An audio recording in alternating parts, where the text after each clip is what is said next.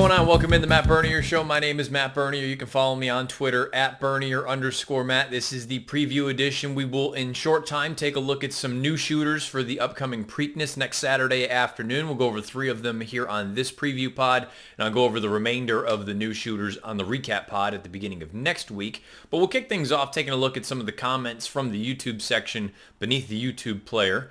And that's probably a good way to sort of kick this thing off. However you're listening or watching, thank you for doing so. Please rate, review, and subscribe if you're watching or listening on YouTube, SoundCloud, iTunes, video.drf.com, or Spotify. You can leave comments beneath the video player over there on YouTube, or you can go directly to me on Twitter at Bernier_Matt.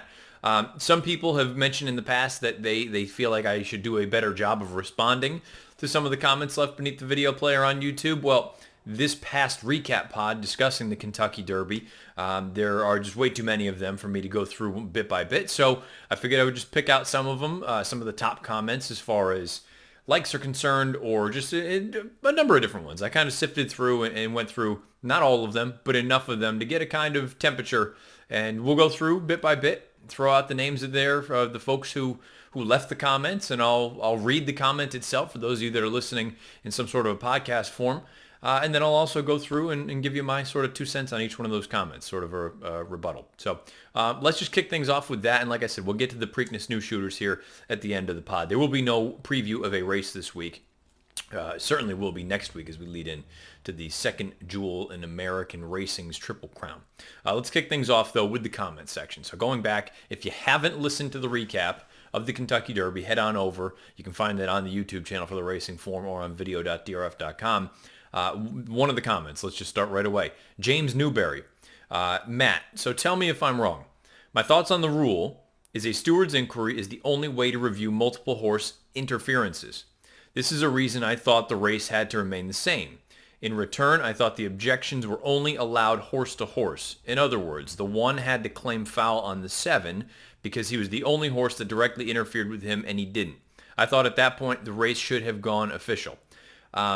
The 1 and the 7, for those of you that don't remember, it's been less than a week, but just in case, the 7 was maximum security, the 1 was war of will. All I can come back with is the official rule for the state and the Commonwealth of Kentucky. This is the rule from the book. If a leading horse or any other horse in a race swerves or is ridden to either side so as to interfere with, intimidate, or impede any other horse or jockey, or to cause the same result, this action shall be deemed a foul. If, in the opinion of the stewards, a foul alters the finish of a race, an offending horse may be disqualified by the stewards.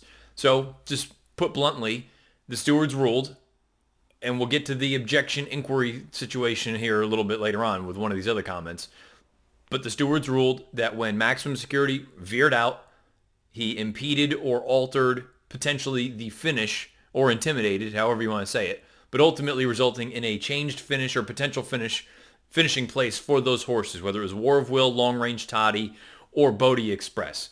And that warranted the disqualification of maximum security, and it moved him down to 17th position. So hopefully that clears some things up for James Newberry. Joseph Michael Begin, I apologize if I'm screwing up your last name. He left a comment saying, interesting that Bernier says that maximum security was the best horse. No doubt he won the race. You bet the Kentucky Derby to see if you can pick the best horse. The best horse should have got paid. He didn't. The stewards saw fit to give a horse that didn't win the race, and if there was no contact with MS or WOW, Maximum Security or War of Will, I was going to say World of Warcraft, probably would not have been in the money. That what makes matters worse is the race was run in the slop, another black eye for horse racing. First, I'll say War of Will was the horse that was most directly affected by this, in my opinion, but you can't argue that when you go back and watch the tape, that both Long Range Toddy and Bodie Express either checked, had to alter course, whatever the case may be. And all of those things sort of go back to what that ruling was from the stewards and the rule in the book, saying that if another horse causes other horses, whether it's intimidation, whether it's impeding, whether it's interference, any of that and all of it, then the grounds, the base is there for a disqualification. So that is kind of alluding to that piece there. So it's not just a War of Will situation. It goes into those other horses that were involved with it as well. I look at this and I say, would they have finished in the top 3? I'm going to say unlikely, but I think it potentially cost, most notably War of Will, but you can even say Long Range Toddy and Bodie Express, a chance at a better finish than where they ended up. And I know people will just roll their eyes and say, well, what difference does it make if you don't run in the top 3 or the top 4? Keep in mind, they still pay out to 6th. 6th place gets $90,000, 5th gets $150,000, and 4th gets $300,000. So you can hit the board, you can miss the board, finish 4th, and you still get a $300,000 check. I understand most of the folks involved in racing are rich and have plenty of cash, but that's still something that I can't sit there with a straight face and say a horse like War of Will or a horse like Long Range Toddy or even Bodie Express. Do I think it cost them a position in the top 3? No. But could it have potentially cost them 6th or 5th or maybe even 4th, I suppose? Yeah, I think you can make an argument that it did. I understand you can also make the argument that it didn't. It's all subjective. But I think you need to look at it that way as well, that there was still a fair chunk of change on the line here with a smaller sort of minor award in a situation like this. So I think that, to me, that part isn't being brought up enough. Everyone just goes to the idea that, well, they were never going to win and they weren't going to run 2nd or 3rd. You're right, more likely than not. But they could have potentially run 4th, 5th, or 6th and walked out with more money than they did. Dubious nucleus. There are a few things that you need to take into account, Matt. Number 1, Pratt was the one who called for a review, and he was not directly affected by maximum security. First one failed. He didn't like the answer of it, so he called for generic review of the situation. That's pretty scummy. Don't think that's how it worked. 2, you must believe the interference had an impact on the order of finish. I personally don't think it did, and I don't know how you can objectively prove that it did. Number 3, War of Will was the first to make contact with maximum security. It was after he got bumped on the butt that he swerved out into the other lane. This is not maximum security's fault, nor the jockey's. Therefore, no grounds for disqualification. In my opinion, in order, number 1, Flavien Prat wasn't the only one to claim foul. John Court claimed foul on Long Range Toddy because his progress was impeded at that point. He was sandwiched in between, forced to check. Again, going back to that previous answer, potentially costing him a better finish. Number 2, when the rider is forced to take up as sharply as many of these riders had to, I think an argument can be made that they weren't afforded the best opportunity to finish in their best position. So I can understand what your argument there is, that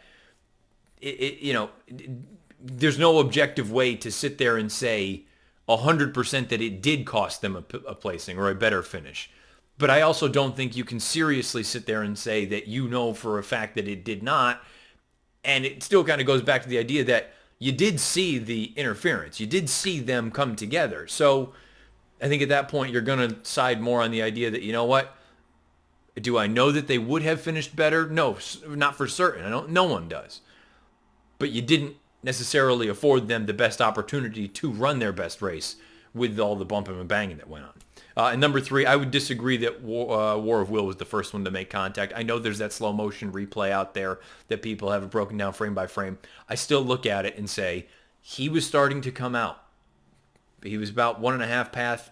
He started floating out. War of Will was starting to go out, in my opinion, to try to make his run, and the horse just continued to come over on him. I don't know if that was because of something down on the infield. I don't know what the situation was. Or the horse is just green. I feel like there aren't enough people that are bringing that up. Can we just acknowledge that maybe the horse is a little bit green, a little bit goofy? You've seen him with the lead changes and things like that. He's not a finished project yet. I think sometimes the answer is not the sexy thing that we all want. Sometimes just, he's a horse. And he hasn't raced a lot. He's only raced, 4 or 5 times? So we'll move on. Ricky Fender. There are fouls all over the first turn. You're full of it. He was the best horse. I hate that people say he almost cussed in big accident. Again, I'm just reading you what the comments are. I'm not going through and trying to correct them. Punish the jockey like they always do, not the horse. This almost crap is like when Commissioner lost by a hair to Tonalist. They say he almost won. Okay, but he still lost. To me, look, I go back to the idea of, because there were fouls all over the first turn that aren't called, that this pretty clear foul should just be ignored. I understand some people feel that way. if you want to go through and look at that and say you could call a foul in every situation, it's like in football where you could call holding on every play. I do understand. But note that they call holding generally on the egregious ones. And you got the foul called with a pretty egregious situation where the horse drifted out 5 paths. That part for me, I feel like that's kind of cut and dry. He did that. It's hard to, anyone that's still on the side of, oh, he didn't do any. Well, what race did you watch? You didn't see him float out the width of 5 horses or 6 horses? I mean, if you didn't see that, or you're just acknowledging that, or you're refusing to acknowledge that he did that, then clearly you're not someone that we're going to be able to talk with level heads about things, because that part seems pretty cut and dry, that you can't argue that. There's no rebuttal to the idea that the horse did drift out as much as he did. I think, and I understand there's a bunch of bumping and banging that goes on in a race like this, but I feel like you should call this race just like you call all the other races. And now if the precedent has been set to do this going forward, so be it. This should not be any different than any other race, I don't believe. Call them all the same way. And I understand there are a lot of calls that some people believe get screwed up or don't get called or whatever the case may be. More egregious than this, I understand. There's a number of different things that go into it. But I just feel like because this is the Kentucky Derby, it shouldn't be viewed any differently from a ruling standpoint as opposed to any other race that's run. The other thing that I had to throw out there, I don't know what the point of the commissioner tonalist piece in your comment, Ricky Fender, means. Off the top of my head, I don't see any kind of comparison to what happened here in the Derby, but maybe I'm wrong. Feel free to leave another comment here beneath this one here. Joe Trout. Some analysts are going to agree with the DQ just because they tossed this horse in the Derby and he won the race. Most analysts on shows like this usually take the political correct view and agree with such a huge decision. Everyone is fooling themselves if they think stewards would have DQ if Baffert trained this horse. To me, the idea that any analyst or anyone that has a podcast or a platform to get out opinions, it's the laziest argument to sit there and say they agree with it because they didn't have the horse. I'm not kidding you, and I wish I could speak the way that I normally speak. People that know me, friends, know that I have a bit of a mouth. So I would like to say this the way that I can, but I can't. If my horse that I have bet on doesn't win the race, I genuinely don't care who wins. It does not make a difference to me. What do I care? If my horse that I bet on doesn't win, I don't give, you know what? I don't care. It doesn't make a difference to me. So the idea that this horse was the best in the race, ran arguably the best race, and he got taken down, I feel bad for everyone involved, but I don't care who wins. I don't care that Country House is the official winner of the Derby. It doesn't make a difference to me. I'm going to still come here and have to go through the races and talk about it. So what difference does it make for me? If the horse that I placed a wager on doesn't win, I don't really care who does or doesn't win. It doesn't make a difference to me. And as far as the Baffert situation is concerned, if Baffert were in this position, I can't sit here with a straight face and say that I disagree. To be frank, I don't know, because we've never had an instance like this with someone like a Bob Baffert or a Todd Pletcher or anyone else of that sort of stature. I don't know if they would have done anything differently, to be honest. I can understand anyone's thought that there is something in that sort of realm of possibility that would be out there, where if it was a different name, a more high-profile name that was in a situation like this, they wouldn't have made a change. I don't know, and I'm not going to try to say one way or the other. I would like to think that they would rule it the way that they did, no matter who was training the winner. But they would have disqualified him no matter what. Would they? To be honest, I'm being totally straightforward. I have no idea. Maybe they wouldn't have if it was a different name. And if that's the case, I think that's terrible. I think you rule by the book. A foul's a foul. Do it. Truth Seeker. Wrong again, Matt. Terrible call. You must not pay attention to races that involve 12 plus horses, because if you did, you would see this type of interfere happen pretty regularly, and 99.9% of the time no call is made. This call was biased, no doubt, and I hope that West takes them to federal court, because he would most likely win the lawsuit, because his horse was clearly singled out for a yet-to-be-discovered reason for enforcement of the rules. First things first, the appeal was not even heard. That was basically pitched out, so that's done. This type of interfere doesn't regularly happen. You don't regularly have horses blow out 5-6 paths as the field turns for home and arguably the most important part of the race. And when that does happen, they don't usually let it be 99.9% of the time. Those are the kind of comments to me that are just ridiculous statements that I look at and go, you clearly are just, you're not someone that looks at things for what they are. You're just someone, you're a troll. I don't have a better way to put it. Kind of a trollish statement. If you watch racing for more than a minute and that happens, 99.9% of the time, they do not let it just go. Now, do they DQ them all the time? Do they DQ them 50% of the time? I don't have the number, but I damn sure know it's not 99.9% of the time that they just let it go. 5-6 paths, that's a silly statement. Daniel Duggan, 5 paths. I assume that's inferring that it wasn't 5 paths that he moved out. I would just say go back and watch the replay again. Martin Brady. So Matt is a, quotes, blocker, new age horse guy. If people are swearing at you and they're keyboard warriors, I'm sure you're not going to want to sit there and just keep reading it. So, yes, if you, Martin Brady, maybe you are part of that crew that was acting like a dummy on Saturday night and started swearing at me, then if that's the case, I'm going to mute you. I have no problem with people disagreeing. I tried to make that pretty clear in the recap. I think there's a right and a wrong way to do it. I don't start swearing back and forth at people. Just say, I understand where you're coming from. Some statements, it's difficult for me to sit there and say, I do understand what you're saying. The idea of, I'll go back to just the comment before, 99.9% of instances like the Derby are let go. Like, that doesn't seem like a logical statement to me, but everybody's got an opinion. So, and the last one that we will wrap this thing up with was a comment from Sergio Elle. And this is sort of just to tie everything back to the ruling itself. Matt, you're a bright guy. Why would the stewards make such a decision, hold a press conference, and take no questions? Sorry, that looks bad. Please, Matt, follow up on that. To me, that I was on Mad Dog Radio the other night going over the Derby and talking about all this stuff with the folks from the Wrap. And I said that I agree with that 100%. The worst part about this entire thing, in my opinion, is not the disqualification, is not that it took 25 minutes, is not, the sort of fallout and people saying that I'm never going to watch a horse race again or I'm never going to bet, it's that it took a jockey's objection, multiple jockeys' objections, for them to look at this and not hang the inquiry sign first.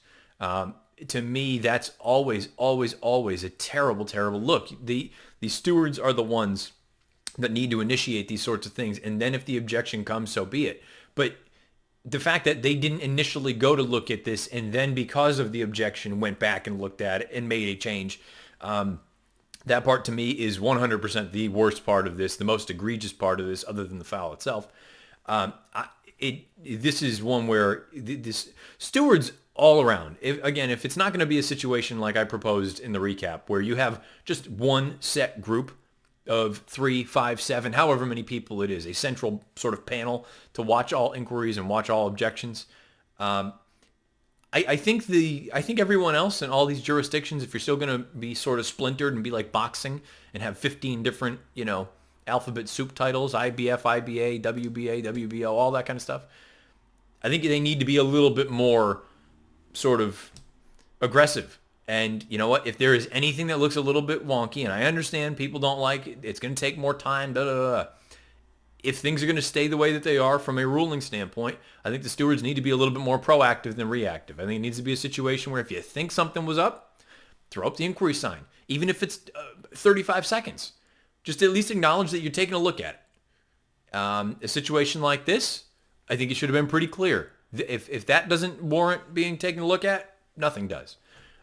So I agree with you, Sergio. I think that was, to me, in my opinion, the absolute worst part of everything that's gone on with this whole situation was that the stewards didn't put up the inquiry sign first.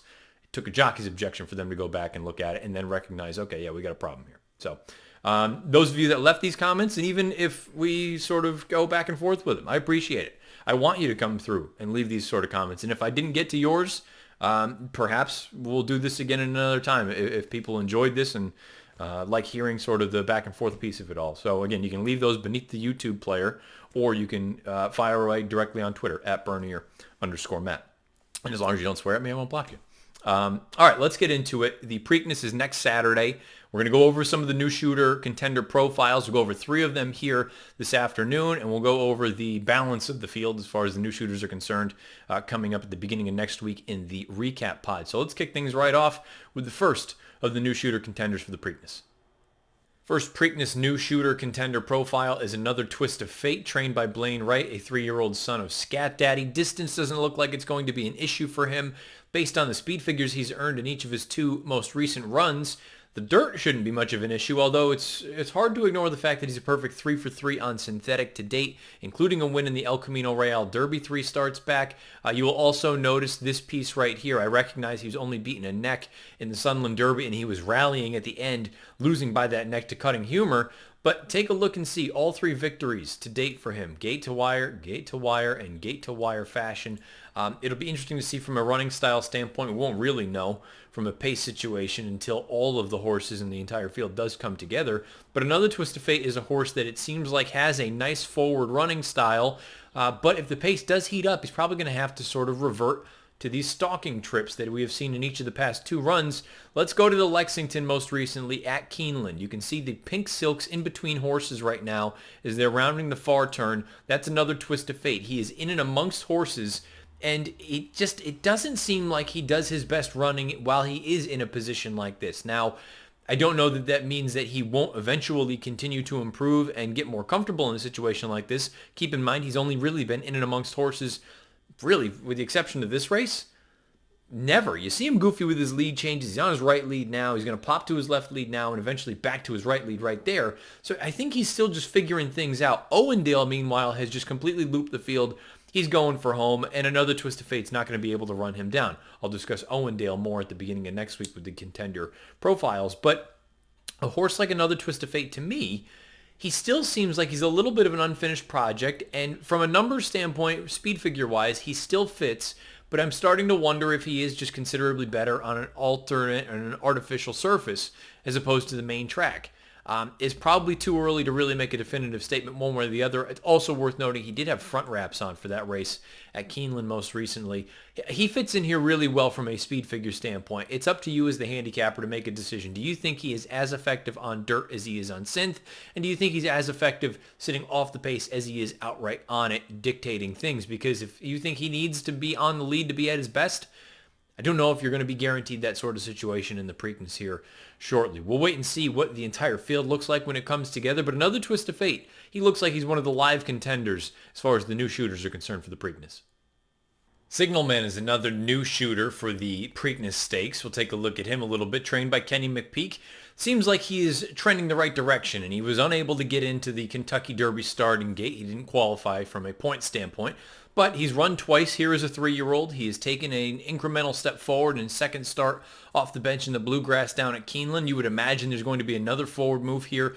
Third start off the layoff for McPeak. The question is, even with a forward move, is he fast enough to take on the improbables of the world, the War of Wills, and anyone else that ends up showing up in a spot like this? Running style is also a little bit interesting to analyze with this son of General Quarters. Let's go back to the Bluegrass. You see him right now. He's basically in the pocket, sitting a beautiful trip in behind horses like Some Like It Hot Brown and Vacoma. Vacoma's out in the pink.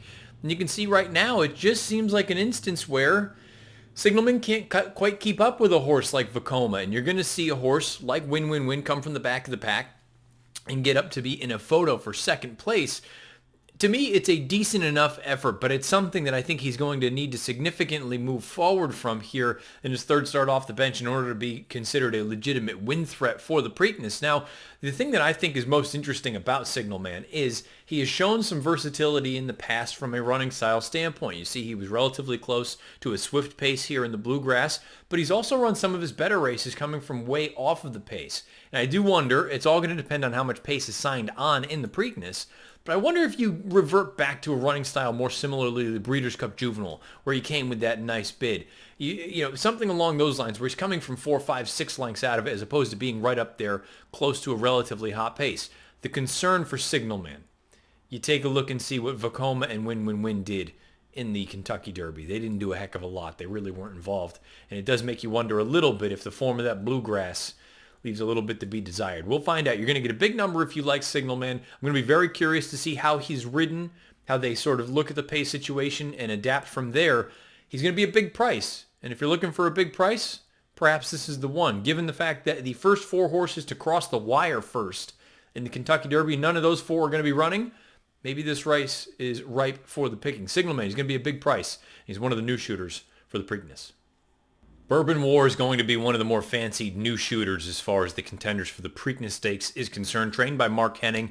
This is a very talented son of Tappet. His dam, My Conquistador, she was a graded stakes winner, I believe, multiple times over. So the quality is there. There's no question about it. He's a little bit light on experience, but he looks like one of those up-and-comers that he could really blossom into a major 3-year-old with some time. They're going to run him in the Preakness. The last time we saw him was the Florida Derby against Maximum Security, against Bodie Express, and against Code of Honor.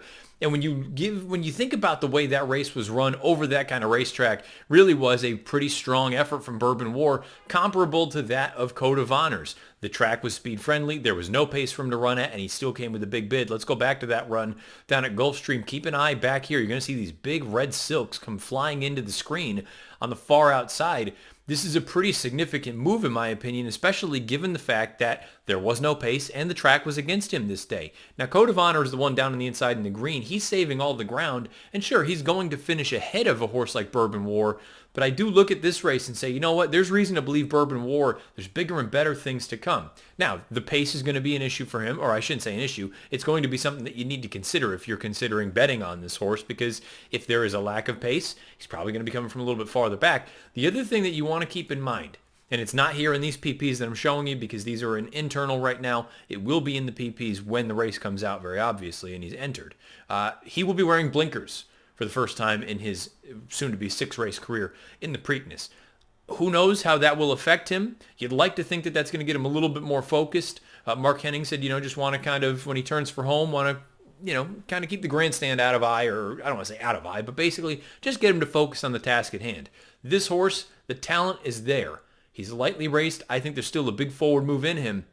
To me, it's going to be all about how much pace is signed on in a race like the Preakness. And even if he doesn't win the Preakness, I think you're looking at a horse that could be a major player as we go forward throughout the 3-year-old campaign, most notably up at Saratoga. We'll find out. Bourbon War, though, certainly one of the major players as far as the new shooters are concerned for the Preakness Stakes. And that'll do it for this preview edition of the Matt Bernier Show. However you've been listening, thank you for doing so. Please rate, review, and subscribe, whether it's YouTube, SoundCloud, iTunes, video.drf.com, or Spotify. However you get this thing, make sure that you do that. You rate, you review, you subscribe. Questions, comments, concerns beneath the video player on YouTube or directly to me on Twitter at Bernier_Matt. If you liked the sort of Q&A, I don't want to call it Q&A, but the comments and sort of the reaction piece, I can do this more often going forward if it's something that you're interested in. If not, we can have it be a one-off sort of segment. Not the end of the world. I want to do what you guys want to listen to and you want to hear about. So please, I'm always interested to hear what you guys, the viewers and the listeners, have to say as far as opinions and things of that nature are concerned.